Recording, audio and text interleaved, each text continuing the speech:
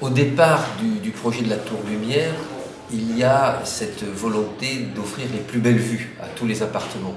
C'est vraiment l'idée du panorama, le panorama sur le Cher, sur la Grande Plaine, à 360 degrés.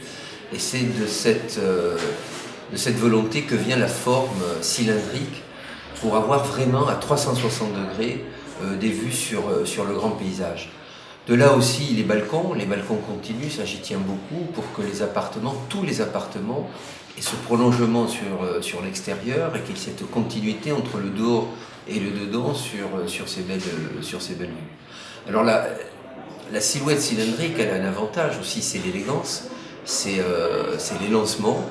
Et cet élancement et cette élégance, on le souligne par la matérialité des façades, qui joue sur le camailleux de blanc, de gris, de reflets.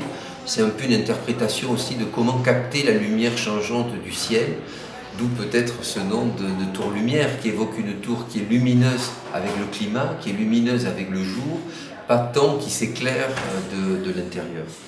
Enfin, ce projet prend place dans un projet beaucoup plus important, celui des bureaux, du restaurant, du parking.